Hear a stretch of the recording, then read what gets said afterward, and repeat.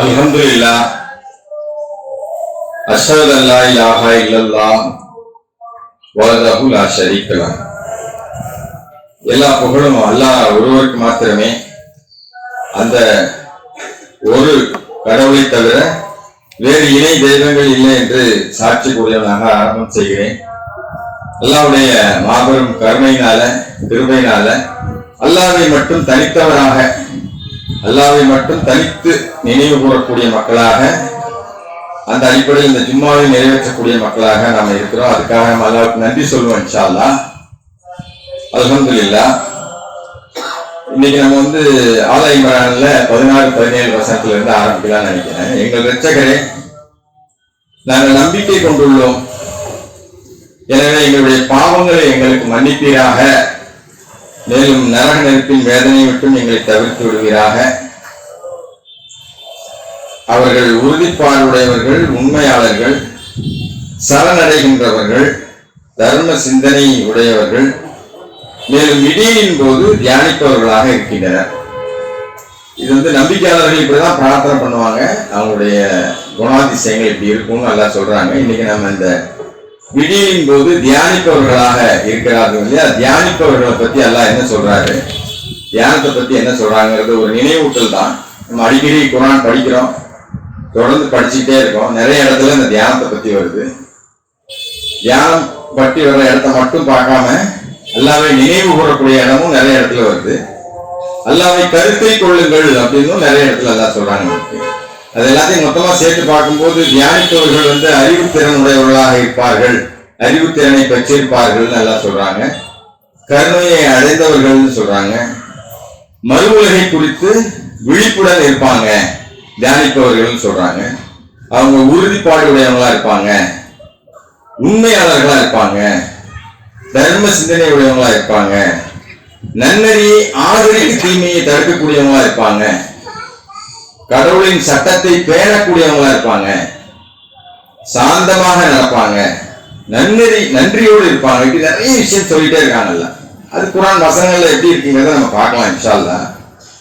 9வது அத்தியாயம், அதாவது சூரா அல் பக்ரா, அதாவது அல் பராஹ் 9வது அத்தியாயத்துல 112ல சொல்றாங்க, அவர்கள் பாவத்திற்கு வருந்துபவர்கள், வழிபடுபவர்கள், வர்ஷிப்பர்ஸ், புகழ்பவர்கள், தியானிப்பவர்கள், குனிந்து வழிபடுபவர்கள், அத்துடன் சிரம் பணிபவர்கள், நன்னறியினை ஆதரிப்பவர்கள், அத்துடன் தீமையை தடுப்பவர்கள், மேலும் கடவுளின் சட்டங்களை பேணுபவர்களாக இருக்கின்றனர்.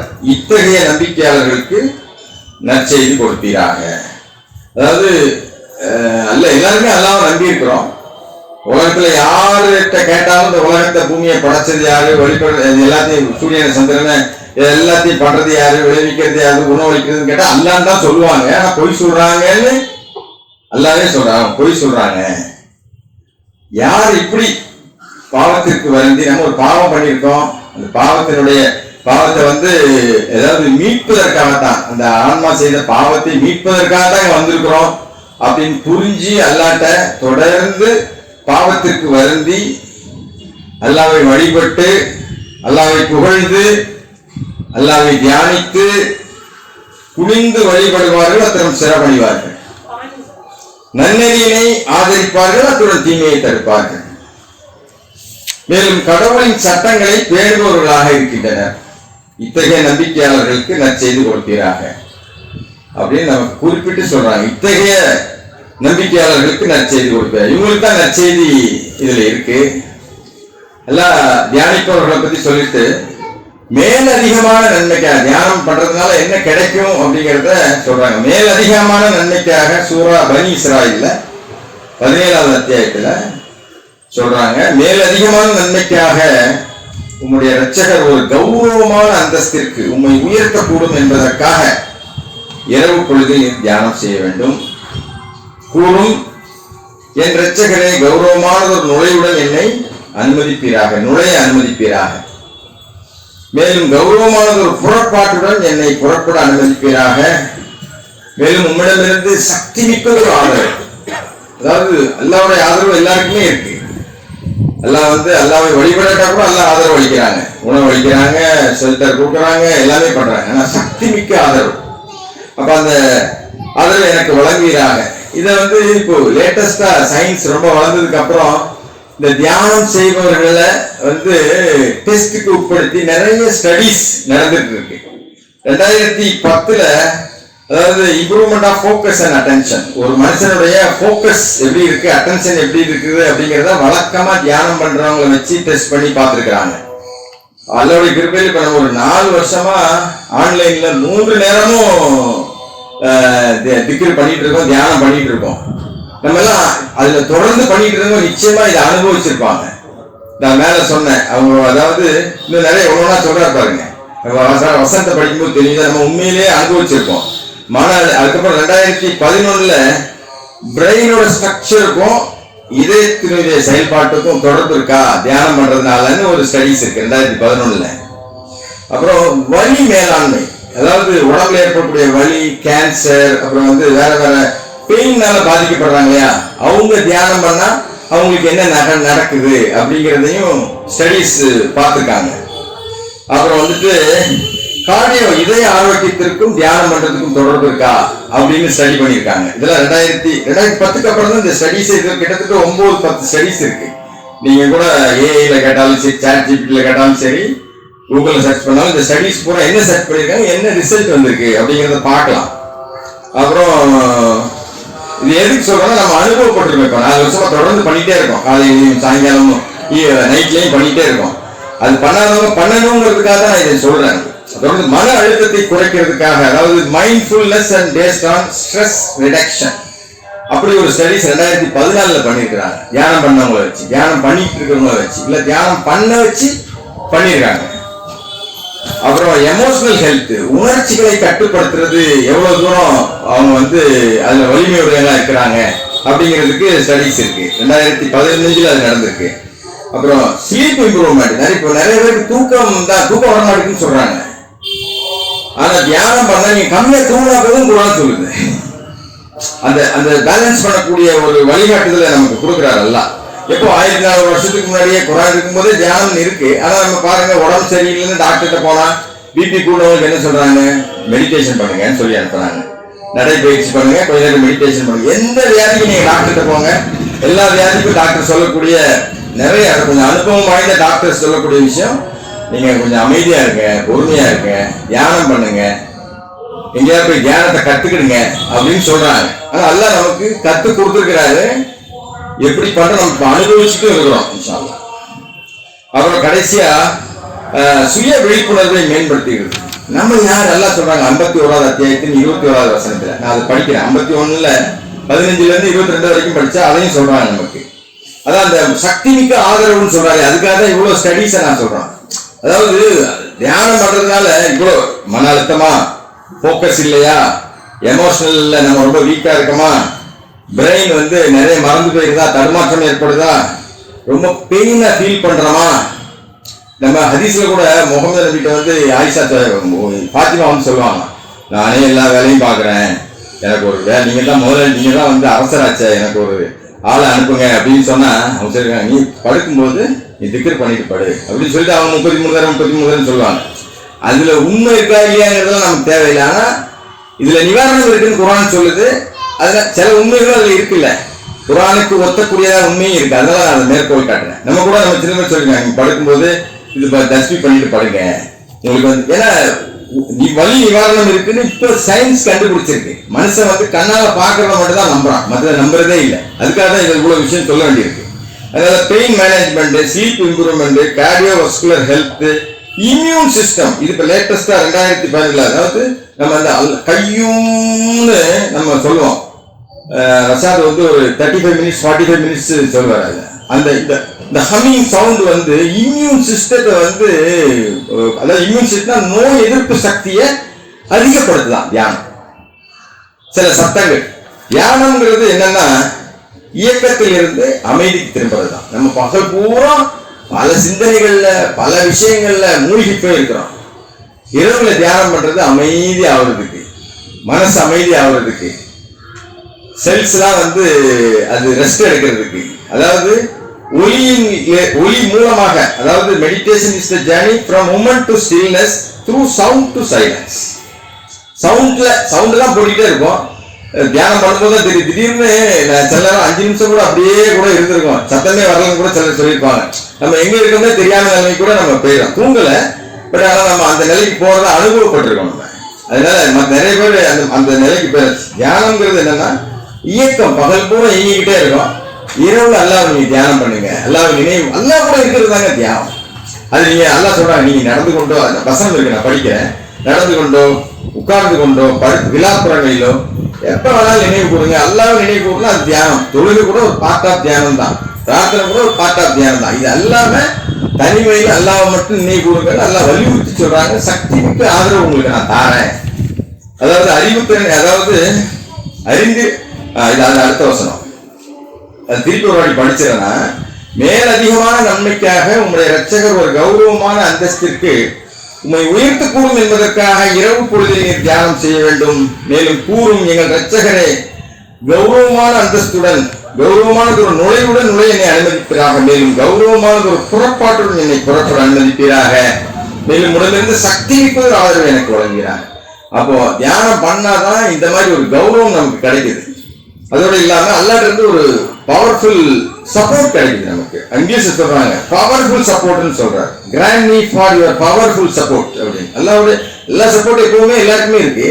பவர்ஃபுல் சப்போர்ட்னா நம்ம இந்த மாதிரி சங்கடங்களுக்கெல்லாம் ஆறுபடும் போது அதுல இருந்து நிவாரணம் இருக்கு அப்படின்னு. அப்புறம் சூரா அல் ஃபுர்கான் 25வது அத்தியாயத்தில், ஃபுர்கான்னா சரியானது எது தவறு எதுன்னு பிரிச்சு காட்டக்கூடியது, அதுக்கு பேர் தான் ஃபுர்கான். அந்த அத்தியாயத்தில் சொல்றாங்க பாருங்க, நன்னறியாளர்களின் பண்புகள்னு ரசாத் உபதலைப்பு கொடுக்கிறாரு. பூமியில் சாந்தமாக நடப்பவர்களே மிக்க அருளாளரை வழிபடுகிறார்கள். மேலும் அறியாதவர்களுடன் பேசும்போது அவர்கள் சாந்தி மட்டுமே உதிர்ப்பார்கள். இரவில் தனிமையில் அவர்கள் தங்களுடைய இரட்சகரை தியானிப்பார்கள், மேலும் சிரமடைந்து விடுவார்கள். In privacy of the night they meditate on their Lord and fall prostrate. Surrender ஆவாங்க. இது வந்து ஃபுர்கான்ல. அடுத்தது அல் ஜுமர் 39வது அத்தியாயத்தில் சொல்றாங்க, தங்களுடைய இரட்சகரின் கருணையை தேடியவாறு. எல்லாருடைய கருணை வேணுமா? மறு உலகை குறித்து விழிப்புடன் இருந்த வண்ணம் சிரம்பணிந்தும் விழித்திருந்தும் இரவில் தியானம் செய்பவர்களாக ஒருவனாக இருப்பது மேலானதல்லவா? கடந்த வாரம் கூட ஜும்மா முடிச்சு இந்த வசனத்தை போட்டிருந்தார் குரூப்ல. மேலானதல்லவா கூறுவீராக, அறிந்திருப்பவர்கள் அறியாதிருப்பவர்களுக்கு சமமாவார்களா? நான் தான் சொன்னேன், கடந்த 4 வருஷமா நம்ம இதை பண்ணிட்டு இருக்கோம். உண்மையிலேயே அந்த பொறுமை எங்க இருந்து வருது? நம்மளால எப்படி முந்தி இப்படி இருக்க மாட்டோமே, இப்ப அப்படி இருக்க ஏன்னு தெரியலையே. அப்படிங்கும் போது அது நம்மளே அறியாம அல்ல, அதாவது நமக்கு வந்து அது அல்லாஹ்வுடைய கருணை தான் சொல்லணும். அல்லாஹ்வுடைய கருணை இல்லாம நன்னெறியின் மூலாதாரம் அல்லாஹ் தான் இருக்கிறார், எந்த சந்தேகம் கிடையாது. மன்னிப்பின் மூலாதாரமாகவும் அல்லாஹ் தான் இருக்காங்க. நம்மளை அறியாமலே அது இருக்கு, வருது. தொடர்ந்து தியானம் பண்ணும்போது அது அனுபவிக்க தான் முடியுமே தவிர எக்ஸ்பிளைன் பண்ணவே முடியாது, விவரிக்கவே முடியாது.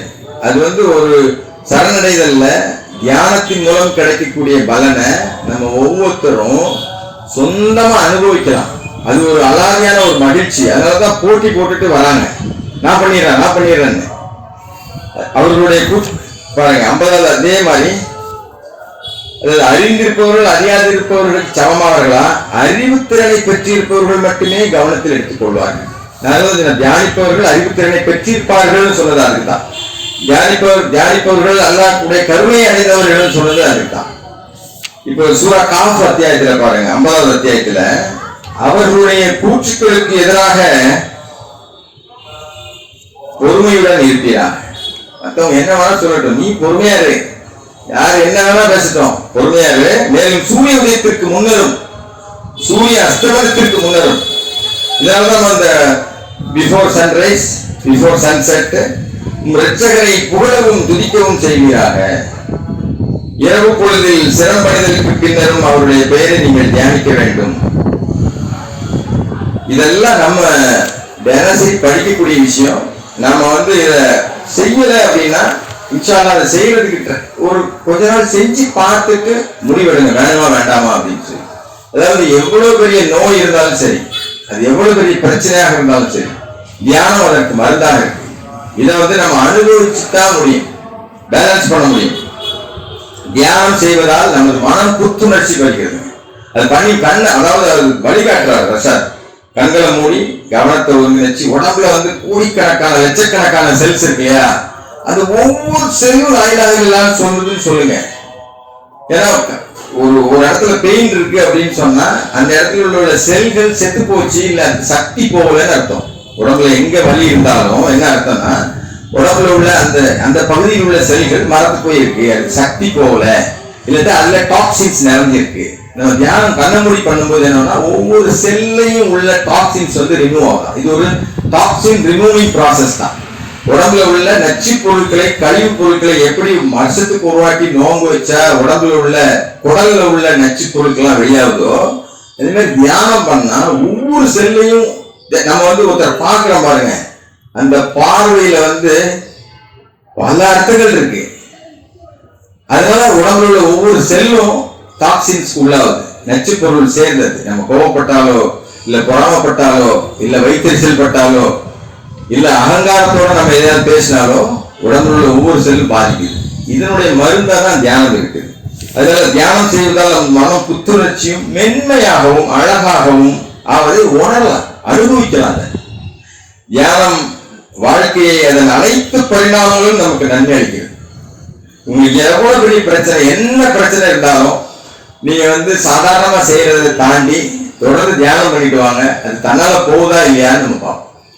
அதுக்கப்புறம் அதைத்தான் 22:15 சொன்னாங்க, அல்லாஹ்வின் பக்கம் முற்றிலும் திரும்புங்க, அதுக்கப்புறம் அது உங்களுடைய பிரச்சனைகள் எல்லாம் உங்கள்கிட்ட இருந்து காணாக்குதா இல்லையான்னு பாருங்க அப்படின்னு சொல்றது. அதை வச்சுட்டாங்க 22:15 நம்ம படிச்சிருக்கோம். சூரத்துல் ஜுமர் படிச்சேன், காஃப் சூரா படிச்சேன். அப்புறம் ஒரு சூறாவே இருக்குங்க, முஸம்மில் சூறாவே தியானத்தை பற்றி யா ஐயுல் முஸம்மில் சொன்னாங்க. நம்ம இந்த ஆன்மாவை போர்த்தி இருக்கக்கூடிய உடம்பா தான், ஆன்மாவின் ஆலயமா இந்த உடல் இருக்கு.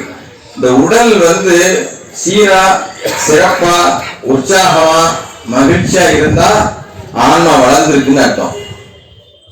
அதெல்லாம் தாண்டி அதெல்லாம் இல்லை அப்படின்னா ஆன்மா வீக்கா இருக்குதுன்னு அர்த்தம். அதான் சொல்றாங்க, அரிதாகவே தவிர்த்து இரவு பொழுதில் தியானித்தா. அரிதாக எப்போது வேணா பண்ணாம இருக்கு, ஆனா அரிதாக தவிர்த்து முதல்ல தியானி அப்படின்னு சொல்றாங்க. இரவில் தியானிப்பதானது அதிக நற்பலன் அளிப்பது மேல் மிகவும் நன்னெறியுடையதுன்னு சொல்றாங்க. இரவுல தியானிக்கிறது ரொம்ப நற்பலன் இருக்கு, நிறைய பலன் இருக்கு. நான் தான் அந்த ரிசர்ச்லாம் அதைத்தான் சொன்னேன், அதுக்காக தான் சொன்னேன். இவ்வளவு விஷயங்கள் இருக்கு. இதெல்லாம் நம்ம ஸ்பெஷலிஸ்ட போய் டாக்டர்கிட்ட போய் மருந்தை சாப்பிடுறோம், எல்லாம் மருந்தை நம்ம முன்னாடியே வச்சிருக்கிறாங்க. அதுக்கு வாய்ப்பு ஒரு களமும் இருக்கு, நம்ம நேரம் தான் கொடுக்கணும். அதாவது செல்வத்தை பெருக்குவதற்காக சாப்பிடுற வரைக்கும் நீங்க இதே வேலை வேலை வேலை வேலை நினைவீங்களா? அதுக்குள்ள நீங்க மரண குடிக்க ஏதாவது சொல்றாங்க, அது காட்டு முத்த காதலும் ஹத்தாசுருத்துமல் மக்காபின்னு சொல்றாரு.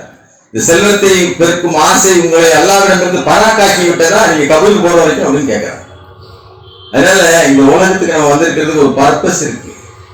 சதா இதையே ஓடிட்டே இருந்தோம் அப்படின்னு சொன்னா திடீர்னு மூத்தா போயிடுவோம். பாருங்க அமெரிக்கால என்ன நடந்துச்சு, நேற்று இருந்தது இன்னைக்கு இல்ல. பெரிய பெரிய மாளிகை அது இதெல்லாம் இருந்துச்சு, பெரிய பெரிய பில்டிங் எல்லாமே அழிஞ்சு போச்சு. ரோட்ல இருக்கான், கார்ல போட்டு தூங்கிட்டு இருக்கான். அதனால எப்ப என்ன நடக்கும் நமக்கு தெரியாது. அதனால எப்பொழுதும் அவருக்கு அருகிலும் மிக அருகிலும் வருவதற்காக அவனுடைய இரட்சகரின் பெயரை நீ நினைவு கொள்ள வேண்டும். நம்ம கூட நினைக்கலாம், என்ன அல்லாஹ் சுப்ஹான் அல்லாஹ் அல்ஹம்துலில்லாஹ் சொன்னா என்ன கிடைக்கும் உங்களுக்கு, சும்மா முதல்ல அப்படிதான் பேசிட்டு இருந்தோம். பட் அதை டேஸ்ட் பண்ணி பார்க்கும் போதுதான் தெரியுது நமக்கு அதுல உள்ள ஆர்வமும் மகிழ்ச்சியும். அதாவது அது ஒரு பேரானந்தம் அப்படிதான் சொல்லணும். அது ஒரு பேரானந்தம், அது சொல்லவே முடியாது, செஞ்சு பார்த்தா தான் முடியும். செஞ்சு பார்க்கும் போதுதான் இந்த பலன்களை எல்லாம் நம்ம அனுபவிக்க முடியும். அதான் அல்லாஹ்க்கு மிக அருகில் வருது. எப்பொழுதும் அவருக்கு அருகிலும் மிக அருகிலும் வருவதற்காக அவருடைய இரட்சகரின் பெயரை நீ நினைவு கூற வேண்டும். இது ஒரு நினைவூட்டல் ஆகும். இது ஒரு நினைவூட்டல். எவரெல்லாம் நாடுகின்றவரோ அவர் தன் இரட்சகரின் பால் தன்னுடைய பாதையை தேர்ந்தெடுத்துக் கொள்ளட்டும்.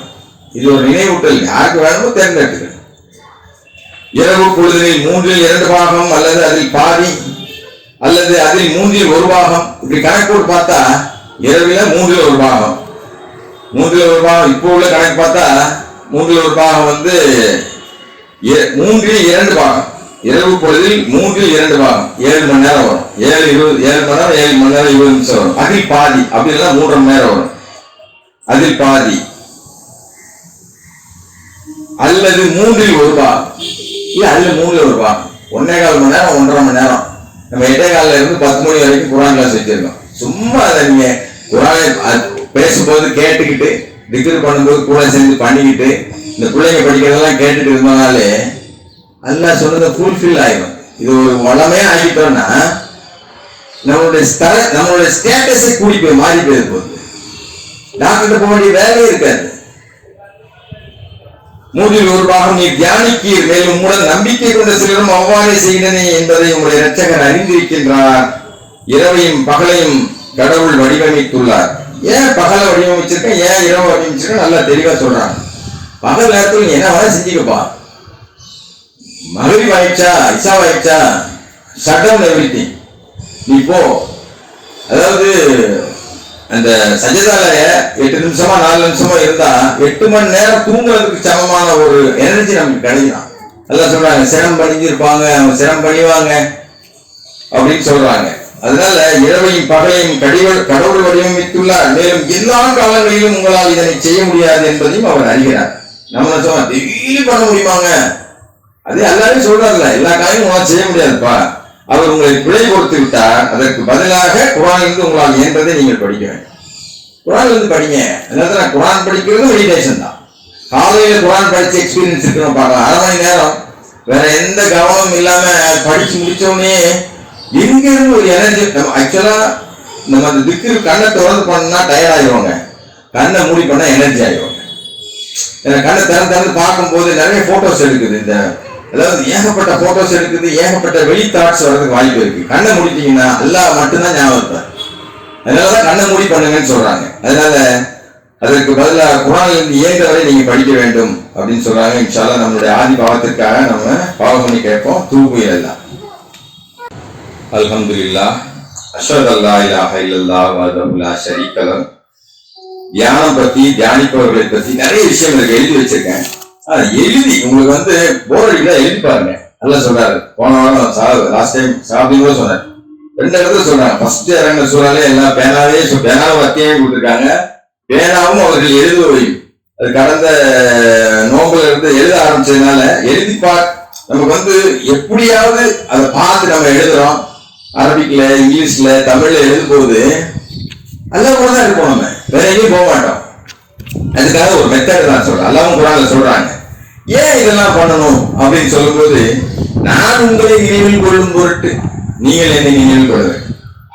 நான் உன்னை நினைக்கிறேமா, நீ என்ன நினை அப்படின்னு சொல்ற. எப்படி நினைக்கிறது? அவருடைய தன்மை பெயர்களை தான் நினைக்க முடியும். மேலும் என்னிடம் நன்றியோடு இருங்கள், நன்றி கேட்டவர்களா இருக்காதீர்கள். அல்லாஹ்வை நினைச்சா தாங்க, அல்லாஹ்வுடைய பெயரை சொன்னா தாங்க நம்ம நன்றி இருக்குன்னு அர்த்தம். இல்லைன்னா நன்றி இல்லைன்னு அர்த்தம். நம்ம வேணா எத்தனை வாட்டி வேணாலும் நம்ம என்ன யாருக்கு வேணாலும் நன்றி சொல்லலாம். அல்லாஹ் நமக்கு கொடுத்திருக்கக்கூடிய இந்த சான்ஸுக்காக நம்ம நன்றி சொல்லல, இந்த வாய்ப்புக்காக நம்ம நன்றி சொல்ல. ஒரு வாழ்க்கை முழுவதுமான ஒரு வாய்ப்பு நான் தரலையா நல்லா கேட்கறாங்க. அப்ப இன்னைக்கு கூட நிகழ்காலத்துல நம்ம வாழ வைக்குது தியானம். அதாவது எப்பவுமே மனசு எப்படின்னா, கடந்த காலத்துல நினைச்ச துக்கம், அதனால ஏற்பட்ட விளைவுகளை எண்ணி அதாவது அந்த அனுபவம், கடந்த காலத்துல நடந்த அனுபவத்தை நினைச்சு நம்ம ரொம்ப பிபி ஏறுது நமக்கு.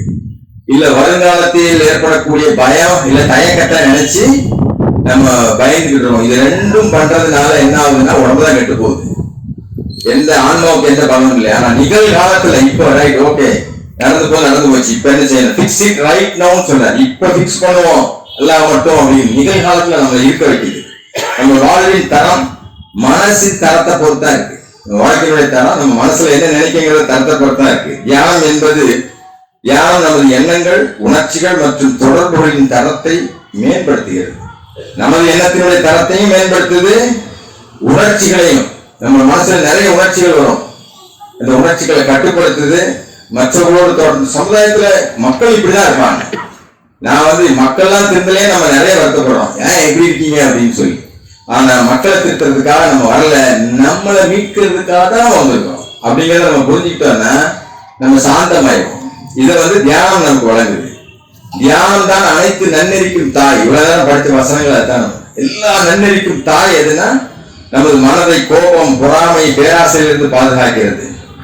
நமது மனதை அமைதிப்படுத்த, கடவுளின் கட்டளைகளை செயல்படுத்த ஊக்குவிக்கிறது தியானம். பாருங்க, யார் புத்திசாலிகள், யார் புத்திசாலிகள், யார் திறனான அறிவுடையவர்கள், யார் இல்ல புத்திசாலி யார் அப்படின்னு கேட்டா வானங்கள். இது சூரா ஆல இம்ரான்ல 190-91 சொல்றாங்க. வானங்கள் மற்றும் பூமியின் படைப்பிலும் இரவு மற்றும் பகலின் மாறுபாட்டிலும் அறிவுத்திறன் உடையவர்களுக்கு படிப்பினைகள் இருக்கின்றன. அவர்கள் நின்று கொண்டும் உட்கார்ந்து கொண்டும் மற்றும் தங்களுடைய விழாப்புறங்களில் இருந்த போதும் கடவுளை நினைவில் கொள்கின்றனர். மேலும் வானங்கள் மற்றும் பூமியின் படைப்புக்கு குறித்து அவர்கள் சிந்தனை செய்கின்றனர். இவதான் அறிவுத்திறன் உடையவர்கள் சொல்றாங்க. இறுதியா நிறைய இருக்கு, முடிஞ்ச வரைக்கும் நான் சொல்லிடுறேன். குரான் எடுத்து கூறப்படும் போது அது தினசரி நம்ம கேட்கிற விஷயம். தினசரி நம்ம குரான் படிக்கும் போதும் சரி, பிள்ளைங்க கூட இப்ப சொல்ல ஆரம்பிச்சிட்டாங்க. குரான் வாசிக்கிறதுக்கு முன்னாடி அதிகாலையில சொல்றாங்க, குரான் எடுத்து கூறப்படும் போது அதை நீங்கள் கருத்தூன்றி செவியேற்கவும் கவனத்தில் எடுத்துக்கொள்ள வேண்டும், நீங்கள் கருணை அடையும் பொருட்டு. இவ்வளவு நேரம் சொன்னது எல்லாமே குரான் வசனங்கள் தான். உமக்குள்ளேயும் பகிரங்கமாகவும் தனிமையிலும் சாந்தமாகவும் பகலும் இரவும் உடைய இரட்சகரை நீ நினைவில் கொள்ள வேண்டும். அறியாதவராக இருந்து விடாது. நம்ம அந்த கண்ணை மூடி 20 நிமிஷம் காலையில இல்ல அரை மணி நேரம் 2 நேரம் பண்ண ஆரம்பிச்சிட்டோம்னாலே, இதை பிராக்டிஸ் பண்ணாலே இந்த இது வந்துடும். நீங்க நம்ம நிற்கும் போதும் சரி, நடக்கும் போதும் சரி, எப்பவுமே நல்லா நினைச்சிட்டு இருக்க முடியுமா? முடியுங்க. அப்படி அதுதான் படைச்சேன்னு சொல்றாரு. அம்மா ஹலக்கத்து நீ ஒரு இன்சானி இல்லாதே ஆகுதுன்னு சொல்றாரு. என்ன நினைக்கிறது தான் அவங்க படைச்சிருக்கேன்னு சொல்றாரு. அப்ப நிற்கும் போதும் உட்காரும் போதும் தனிமையிலும் சாந்தமாகவும் பகலும் இரவும் உடைய இரட்சகரை நீ நினைவில் கொள்ள வேண்டும். அறியாதவராக இருந்து விடாதீர். உம்முடைய இரட்சகரிடம் இருப்பவர்கள் எப்போதும் அவரை வழிபடுவதற்கு மிகவும் கர்வம் கொண்டவர்களாக இருப்பதில்லை. அவர்கள் அவரை துதிக்கின்றனர், மேலும் அவர் முன் சிரம் பணிந்து விழுகின்றனர். இதெல்லாம் நம்ம அடுத்தது சூரா அல்-ரஅத் 13வது அத்தியாயத்தில் சொல்றாங்க.